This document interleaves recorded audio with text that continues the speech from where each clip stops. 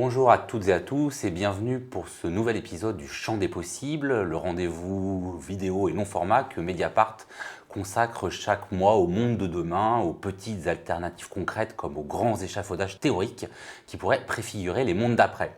Je suis pour cela, comme chaque fois, en compagnie de Jade Lingard. Bonjour. Bonjour. Vous êtes journaliste à Mediapart en charge notamment des questions d'écologie et d'énergie. Et nous avons le plaisir de recevoir aujourd'hui Agnès Sinaï. Bonjour. Bonjour. Vous êtes la fondatrice de l'Institut Momentum, ce laboratoire d'idées qui regroupe des chercheurs, des ingénieurs, des journalistes, des militants associatifs pour réfléchir à la grande question de notre époque de l'Anthropocène, à savoir notamment les issues de la société industrielle. Et vous avez initié depuis 2010 à Sciences Po Paris, où vous donnez un cours sur les politiques de la décroissance. C'est de cela dont on va parler aujourd'hui, notamment en raison de la sortie de ce volumineux livre « Décroissance, vocabulaire pour une nouvelle ère ». C'est aux éditions du Passager clandestin. Alors Agnès Sinaï, on va commencer par essayer de définir exactement ce que signifie ce mot de décroissance et peut-être en se demandant si la décroissance est une autre manière de parler d'anticapitalisme ou est-ce que c'est une pensée à part ? La décroissance est née de la pensée d'un économiste alternatif, Nicolas Georgescu-Roegen, qui est un des premiers à avoir employé le terme de déclin des ressources, decline, décroissance des ressources comme variable constitutive de toute réflexion économique et de toute réflexion éthique même.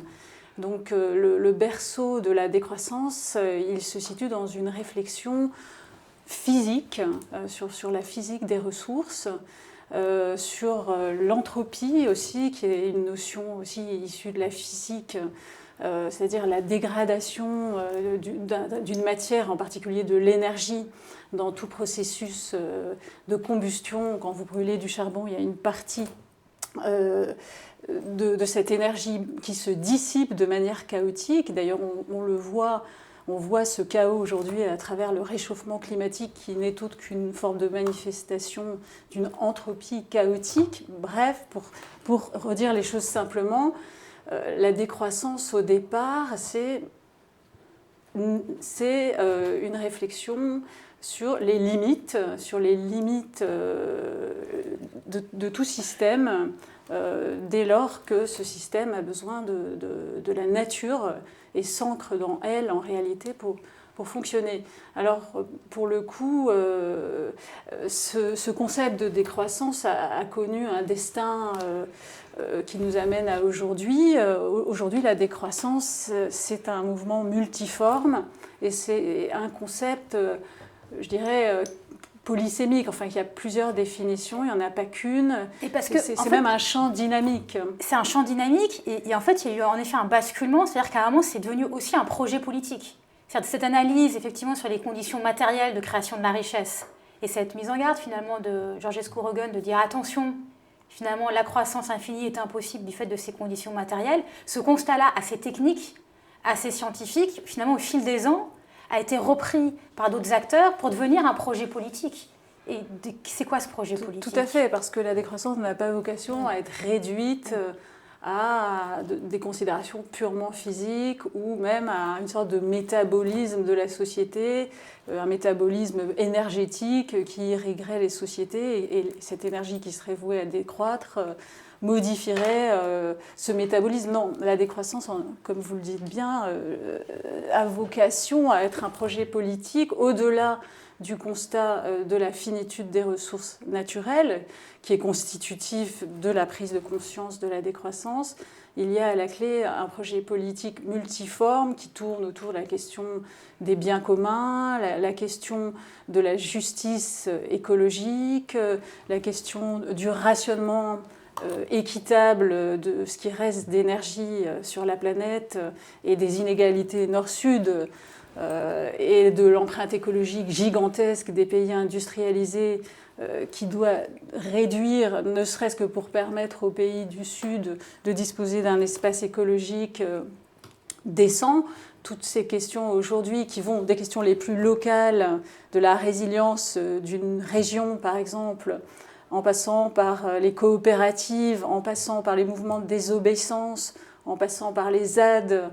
Mais tout ça, c'est vraiment de la décroissance, parce que nous, on entend forcément d'abord dans décroissance un vocabulaire quand même qui vient de l'économique. C'est l'inverse de la croissance. Enfin, c'est en tout cas l'opposé de la croissance.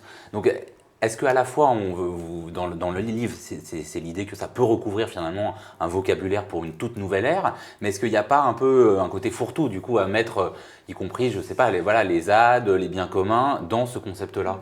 Est-ce qu'on perd pas, est-ce qu'on désactive pas aussi un peu son origine et ce qu'il avait aussi de révolutionnaire? Là, effectivement, on parle d'un dictionnaire. C'est ce que vous nous présentez, ce livre aujourd'hui. C'est une encyclopédie de la décroissance. C'est la première fois qu'un livre aussi substantiel est consacré à cette notion émergente, à ce champ dynamique d'idées et de concepts. Donc, effectivement, les entrées multiples de ce dictionnaire ont vocation à se corréler entre elles. Et ça peut donner l'impression d'un fourre-tout, mais en fait, c'est plutôt une dynamique de pensée, un réseau de pensée qui est exprimé dans ce dictionnaire. Et je ne dirais pas que c'est un fourre-tout, je dirais que c'est un principe, c'est une somme. Et effectivement, il y a une dimension créative dans la décroissance qui est, à mon avis, très intéressante. Ce n'est pas un concept verrouillé, c'est un concept justement émancipateur. C'est vrai que on a l'impression que quand même, sans être complètement décolonisé, le débat public a évolué. Pas dans la bouche des politiques qui ne jurent toujours que par la croissance, mais on a aujourd'hui à chaque rentrée un livre. L'année dernière, c'était Dominique Méda. Là, c'est Daniel Cohen, qui est un économiste a priori qu'on n'attendait pas là-dessus, qui vient critiquer la croissance, enfin le mythe de la croissance, la sacralisation de la croissance.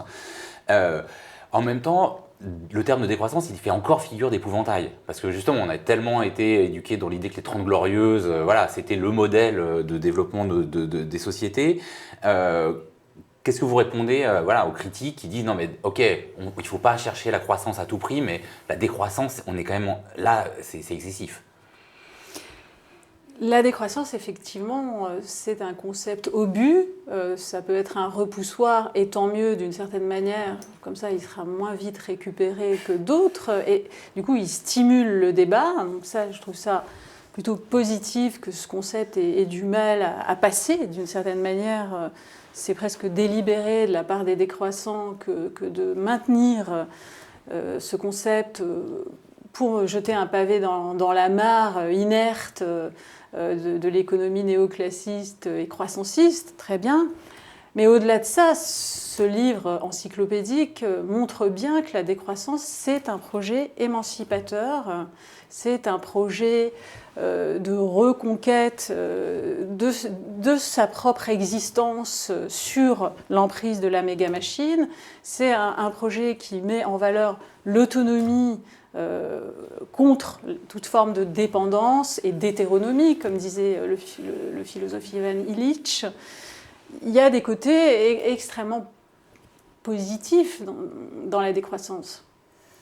Il y a quand même une difficulté, enfin l'une des difficultés, me semble-t-il, politique de la décroissance comme projet politique ou comme objectif, même si on prend de manière un peu métaphorique finalement, on comprend bien, il ne s'agit pas littéralement de faire décroître le PIB, en tout cas c'est pas que ça, et parfois c'est pas ça du tout, mais quelque chose vraiment d'un modèle alternatif. Néanmoins, je trouve que par cet objectif même de décroissance, il y a une question qui risque un peu de disparaître, c'est celle de la redistribution. C'est comment est-ce qu'on pense la redistribution des richesses en situation de décroissance.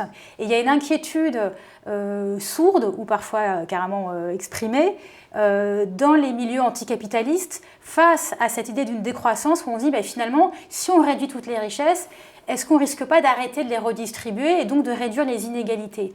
Est-ce que vous voyez une réconciliation possible finalement entre cet objectif de réduction des inégalités et cet idéal quelque part de décroissance ?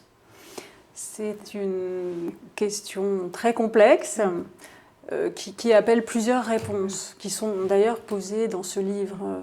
La première, c'est que la décroissance, c'est un projet fondamentalement égalitaire. L'idée étant d'être capable de s'auto-limiter pour que tout le monde puisse vivre, certes dans la sobriété, mais aussi dans la décence. et avec un accès aux biens communs accru. Donc l'idée de la décroissance, c'est de placer au cœur de la société les biens communs et que les dépenses qui aujourd'hui sont individualisées sous la forme de biens de démonstration de soi pour les classes moyennes. Pour les plus modestes, c'est un autre point sur lequel je viendrai après. Mais l'idée, c'est de transférer ce que Georges Bataille appelait la dépense souveraine, puisque chaque société, chaque civilisation a montré qu'elle était animée d'une part d'excès. Et l'être humain, Georges Bataille parlait de la part maudite, déborde d'énergie, ne serait-ce que psychique et émotionnelle. Et cette dépense extraordinaire, aujourd'hui, par le système capitaliste, elle s'exerce sous la forme d'un individualisme forcené. J'accrois mon profit individuel, j'accumule au détriment de l'espace du commun et des biens communs. Donc l'idée de la décroissance, c'est de renverser ces proportions et de prôner des vies sobres individuelles, mais une immense solidarité sociétale autour de biens communs, du care, de l'accès gratuit aux soins, d'une économie du soin de l'autre. Parce que la sobriété individuelle en soi ne permet pas la redistribution. C'est ça que je veux dire, c'est qu'on voit bien en effet qu'il peut y avoir un lien logique finalement entre la sobriété personnelle, c'est-à-dire moins consommer ou arrêter de surconsommer ou arrêter carrément de quasiment tout consommer, etc. Mais ça, en soi, ça ne permet pas de redistribuer aux plus pauvres. Mais pourtant, c'est l'idée, c'est que les plus riches consommateurs d'énergie voient leur énergie plafonnée sous la forme de quotas, par exemple, individuels de rationnement d'énergie. Ouais. Plusieurs propositions circulent sur ce point. Elles sont d'ailleurs tout à fait pertinentes par rapport à la conférence climat qui va bientôt avoir lieu à Paris. Oui, des budgets carbone personnalisés. Budget carbone personnalisé qui permettrait justement aux ménages les plus modestes, qui sont d'ailleurs ceux qui consomment le moins d'énergie per capita, d'avoir un crédit énergétique supérieur à ceux aux plus riches, puisqu'ils pourraient éventuellement revendre ce crédit aux plus riches, sans marché de spéculation. Il ne s'agit pas du tout d'un marché carbone, mais ils auraient le même stock d'énergie que n'importe quel individu des classes aisées. Donc, de fait, la redistribution de l'énergie par individu, que ce soit à l'échelle de la France ou à l'échelle de la planète, permettrait d'égaliser immédiatement. Mais y compris à l'échelle de la planète, parce que c'est vrai que c'est la question derrière celle que posait Jade, c'est que cette articulation entre sobriété et égalité, comment est-ce qu'elle peut se vendre, entre guillemets, dans les pays du Sud qui, de fait, n'ont pas connu l'ère de croissance industrielle forte que l'Occident a connue, et donc on n'a peut-être pas envie de se dire, bon, bah, nous, on va rester au stade de la sobriété obligée dans laquelle on est. Ce ne serait pas une sobriété aussi dure que celle que vivent les habitants des grandes villes africaines et des grandes banlieues de ces villes. L'idée de la sobriété, c'est de répartir de manière équitable ce que Nicolas Georgescu-Roegen appelle la dot des ressources naturelles.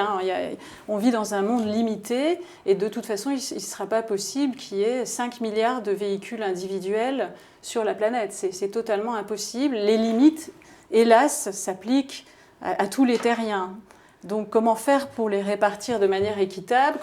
L'idée, c'est que la décroissance s'applique d'abord aux pays riches pour que les plus pauvres aient l'espace d'utiliser les ressources naturelles à leur tour. Mais à un moment donné, même eux vont être confrontés aux limites. On le voit avec la Chine, on le voit avec les émergents qui ont émergé. Aujourd'hui, l'espace atmosphérique global se rétrécit pour tous. Donc, à un moment donné, il ne s'agit plus de penser en termes de production-consommation, il s'agit de penser en termes de sécurité. Qu'est-ce qu'on mange ? Comment on se soigne ? Comment on protège l'eau ? Comment on vit de manière physique sur une planète qui est en train de rétrécir. Et ça, c'est une question de vie ou de mort, finalement. C'est plus une question de qu'est-ce que je vais pouvoir consommer demain. Et de fait, en raisonnant comme ça, on prône une forme de justice écologique, parce qu'on protège les biens communs que sont l'eau, l'atmosphère, les ressources naturelles, d'abord pour que ceux qui en dépendent le plus, et qui sont les populations qui vivent de ces ressources naturelles, puissent encore en vivre et dans des conditions de sécurité environnementale qu'il faut absolument garantir. C'est une question très, très compliquée. Le projet égalitaire est au cœur de la décroissance. Pour passer à un autre sujet et peut-être terminer cette partie un peu de discussion sur qu'est-ce que ça veut dire la décroissance, vous avez écrit l'article dans le dictionnaire qui porte sur l'anthropocène. Donc anthropocène qui désigne donc cette époque que nous serions en train de vivre aujourd'hui où l'impact en gros de la civilisation humaine est tellement énorme sur l'écosystème Terre qu'on est en train d'en modifier profondément les conditions même de vie. Donc ce serait l'ère de l'anthropos, de l'homme. Quel lien faites-vous entre anthropocène et décroissance ? Les deux sont liés. Pour moi, les deux sont indissociables. L'anthropocène, finalement, c'est une ère de la démesure, comme disaient les Grecs, l'hubris, la démesure. On le voit dans le décollage de toutes les courbes de consommation de ressources, toutes les courbes d'émissions des 3 principaux gaz à effet de serre, qui sont rapportées aux courbes de la croissance économique planétaire depuis 1945, l'explosion de la population, etc. Ces courbes sont très inquiétantes, parce que tout ça nous mène vers une terra incognita. Et l'anthropocène, en phase 3, je dirais. La première phase, c'est l'anthropocène de l'époque industrielle, la naissance dans l'Angleterre du XVIIIe siècle, l'invention de la machine à vapeur, l'ascension des premières sociétés industrielles. Puis la phase 2, je dirais, c'est à partir de 1945, décollage, mondialisation, émergence depuis 10 ans des émergents. Bon, ça, c'est la phase 2, hyper décollage de l'anthropocène. Et la phase 3, effectivement, ce serait la descente. Soit subie, soit politiquement concertée.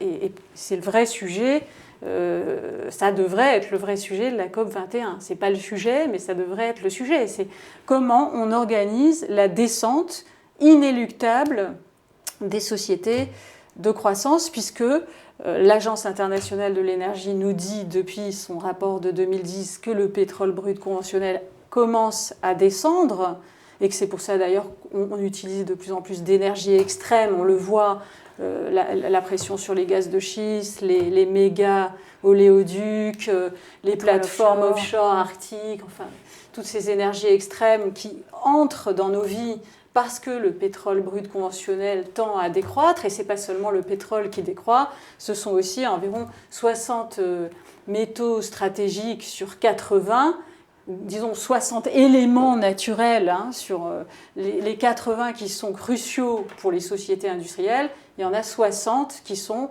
en train de décroître. Donc pour le coup, il s'agit d'une décroissance objective des ressources naturelles. Donc il y a cette courbe du déclin qui se profile, soit on l'anticipe, soit on va se retrouver confronté à un effondrement des sociétés industrielles par impréparation de la grande panne des systèmes complexes qui risquent fort d'advenir du fait de manque d'énergie, de manque d'espace, de manque de terres cultivables, de problèmes d'impact du réchauffement climatique et de récession économique parce que le modèle productiviste est à bout de souffle. Donc la décroissance en quoi elle est juste ? Eh bien, elle propose, par exemple, de créer une monnaie publique. Il y a un article dans ce livre sur la monnaie publique, c'est-à-dire que les banques, qu'il s'agisse de la Banque centrale européenne ou de la Banque de France,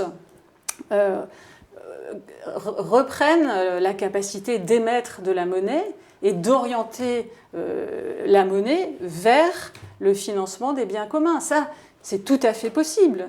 C'est une décision politique qui pourrait ne plus confier aux banques privées l'intermédiaire de l'argent. C'est-à-dire les banques privées aujourd'hui se financent par la création de dettes et toute l'économie fonctionne sur la dette et les taux d'intérêt. D'ailleurs, le taux d'intérêt conforte le système de croissance. Si vous empruntez 10 000 €, vous devez en rembourser 18 000.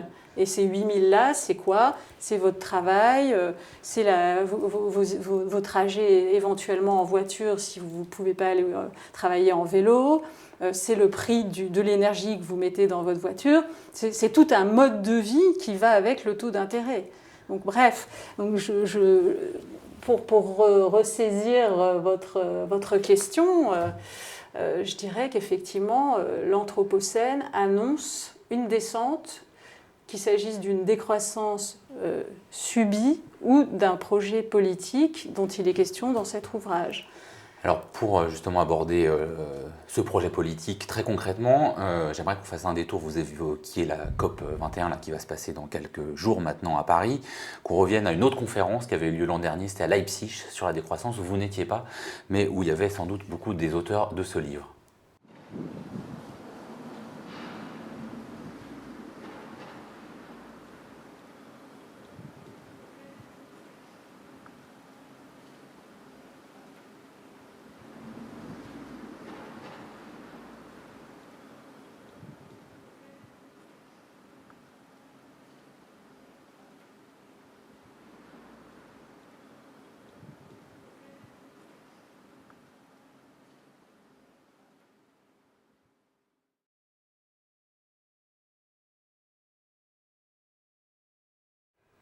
Donc c'était un des petits clips qui avait été produit lors de cette conférence de Leipzig en 2014. Vous nous avez bien montré dans toute la première partie de notre entretien à quel point la décroissance n'était pas une notion purement économique, n'était même pas une notion qui parlait seulement de réduction, c'est plutôt de changement dont il faut parler. Dans le livre, il est question de changer tout le métabolisme social. Et en plus, vous nous avez bien dit que parce que quand même ça passera par une diminution du PIB, en tout cas tel qu'il est calculé aujourd'hui, et que pour que cette diminution inévitable du PIB soit acceptable socialement, il faudra en plus qu'elle ait un grand objectif d'égalité. Ça fait beaucoup. Comment est-ce que concrètement on peut mettre en œuvre des politiques de décroissance ? La première, ce serait de créer un revenu d'existence inconditionnel pour tous. À partir du moment où on réorganise le circuit de l'argent public, où on réorganise la dette, où on l'annule en partie et on la maintient pour les plus riches, mais on l'annule pour les plus pauvres, on peut activer une partie de la dette qui aujourd'hui s'accumule dans des bulles spéculatives pour mobiliser des financements pour financer un revenu d'existence inconditionnel pour tous, qui crée immédiatement un filet de sécurité. Il n'y a plus personne dans la rue et il n'y a plus ce chantage au chômage, cette peur de ne pas trouver d'emploi. On découple l'activité de la ressource pour vivre. Donc on casse ce système de production-consommation où pour acheter, j'ai besoin d'un salaire et pour un salaire, il faut que je produise et je produis pas forcément des choses que j'ai envie de produire. On n'a pas tous la chance d'exercer des professions épanouissantes. Il y a beaucoup de gens qui souffrent d'un non-sens au travail, mais ils sont pris dans cette spirale que le revenu d'existence contribuerait à casser en découplant le travail et l'activité et le revenu. Donc ça, ce serait la première chose à faire très concrètement. La deuxième chose à faire, ce serait de travailler sur l'énergie, parce que l'énergie est limitée, et en même temps, elle est à la clé du fonctionnement de nos sociétés telles qu'elles sont. Nos sociétés sont très dépendantes de l'énergie et il ne faut pas que l'énergie soit gaspillée comme elle l'est actuellement parce que on en a besoin, il faut la faire durer. Donc, il faut la ménager, cette énergie, et la ménager de manière équitable, justement. Donc là, la deuxième piste, ce serait une allocation d'un budget carbone par l'État, soit aux enchères aux entreprises, aux compagnies qui exploitent les énergies fossiles, à charge pour elles de produire dans le quota qui leur serait attribué, quota non négociable et non spéculatif, ou bien à l'échelle des individus, une carte individuelle de carbone. Vous avez droit à tant de litres d'essence par an, vous vous chauffez avec... On va vous dire que c'est du rationnement. C'est du rationnement, et on n'a pas peur d'employer le mot, mais il vaut mieux se rationner progressivement dès maintenant, plutôt, encore une fois, que de voir les inégalités s'accroître, et dans 20 ans, il n'y aura plus que les plus riches qui pourront se payer du carburant, et les plus modestes, finalement, seront dans la pauvreté encore plus qu'aujourd'hui. Donc l'idée du rationnement, c'est de sensibiliser les individus à une forme de responsabilité, de sobriété, dans laquelle ils ont la place quand même de continuer à mener leur vie, puisque le budget carbone va réduire progressivement. Ça ne sera pas du jour au lendemain, ça ne sera pas un rationnement, ce ne sera pas la pénurie, justement. L'idée, c'est que la pénurie ne nous frappe pas de manière inégalitaire. Donc ça, c'est la première chose. Et puis, à la clé de ce rationnement, il n'y a pas qu'un projet, c'est pas un projet technocratique, c'est un autre rapport avec l'énergie. C'est finalement une autre société qui pourrait s'organiser derrière ça, ou plus coopérative, où on réorganiserait les circuits de la production d'énergie à l'échelle des régions, par des coopératives impliquant les habitants de ces régions ou de ces communes. On décentraliserait en grande partie la production d'énergie pour donner une visibilité aussi à ce qui, jusqu'à présent, nous est totalement invisible. On passe nos vies à tourner des clés de contact, à appuyer sur des interrupteurs. Et qu'est-ce qui se passe derrière l'interrupteur ?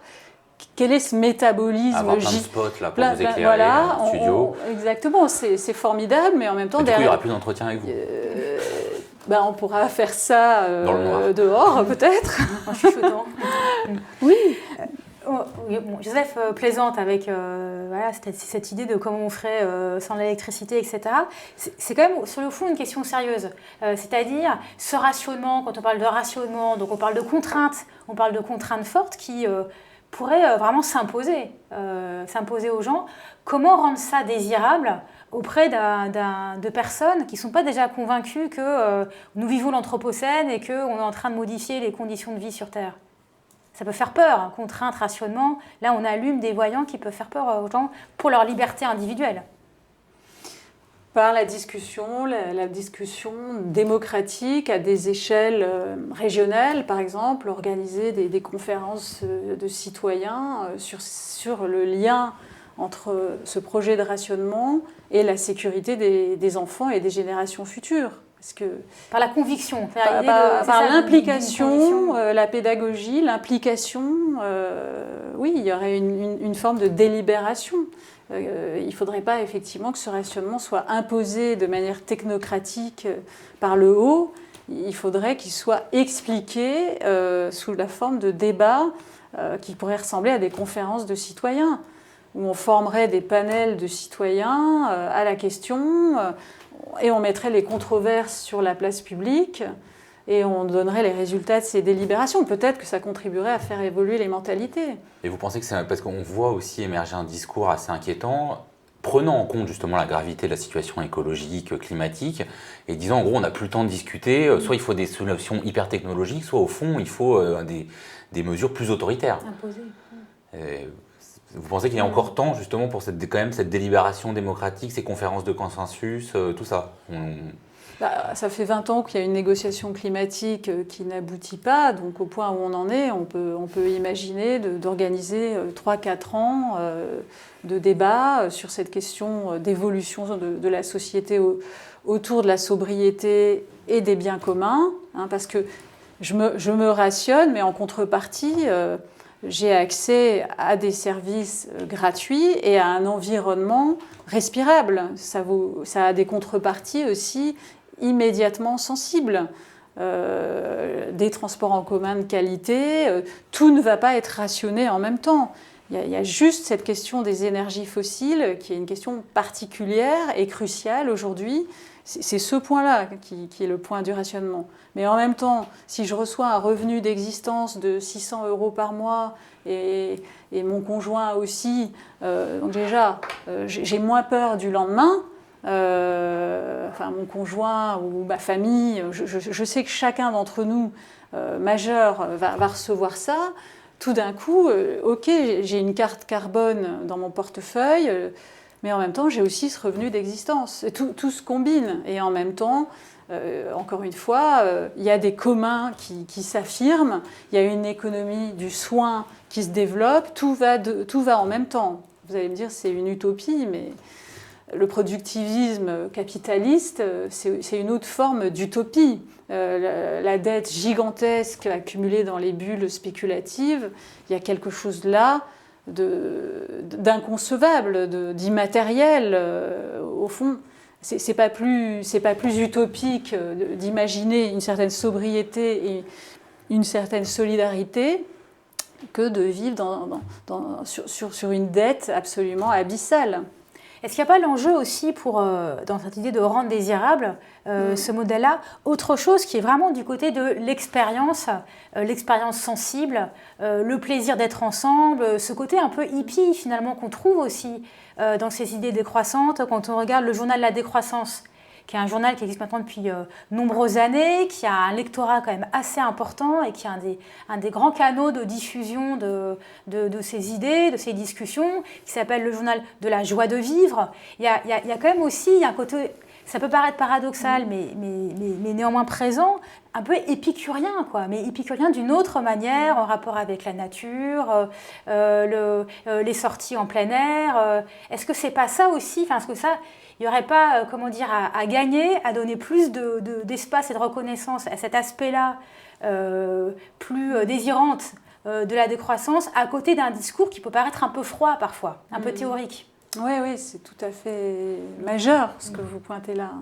C'est un des éléments importants de la décroissance, c'est la convivialité, c'est être plus ensemble, être dans la relation, partager, échanger des services concrets et pas seulement de l'argent, mais d'abord des gestes, du soin, être ensemble, faire des fêtes. Ça, c'est la fameuse dépense inutile qui est un des principes de la décroissance. Et on célèbre le fait d'être ensemble par des banquets, par des rassemblements joyeux, par le fait d'être ensemble pour s'occuper d'un lieu ou d'un territoire. Bon, ça peut effectivement avoir l'air d'un projet hippie, mais ça attire quand même beaucoup de jeunes en ce moment de reprendre un contrôle de leur vie finalement, parce qu'à la clé, il y a aussi le refus de l'aliénation par le salariat, la réduction du temps de travail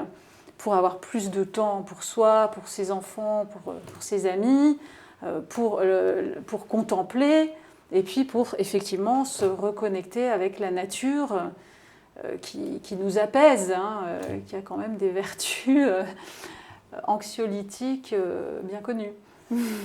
Alors, on avait une dernière question qui porte sur ce cours à Sciences Po de poétique de décroissance, donc que vous enseignez. Alors, enseigner la décroissance dans l'une des écoles de l'orthodoxie économique, finalement, comment ça se passe ? C'est très étonnant que ce cours n'ait pas été supprimé. Il a été créé. Et déjà été créé. Alors ça a été... bon, je ne vous raconte pas comment il a été créé, mais presque un incident qui a échappé aux autorités de Sciences Po. Mais les étudiants plébiscitent ce cours. Or, Sciences Po qui pratique une gestion managériale demande aux étudiants d'évaluer leurs professeurs et leurs cours. Et il se trouve que ce cours est très bien évalué. Donc, voilà pourquoi il est reconduit d'année en année, parce que les étudiants le plébiscitent et parce qu'ils en ressortent justement avec des outils critiques des autres cours, notamment sur l'énergie, mais même la notion de développement durable, toutes ces notions mainstream qui sont enseignées à Sciences Po. Le cours de décroissance les intéresse parce qu'ils se forgent des outils critiques. Merci beaucoup Agnès Sinaï d'être venue. Donc les gens qui ne peuvent pas assister à votre cours peuvent toujours acheter Décroissance, vocabulaire pour une nouvelle ère. C'est publié aux éditions du Passager clandestin. Et nous, Jade, on se retrouve bientôt pour un nouveau champ des possibles. Merci beaucoup. Merci.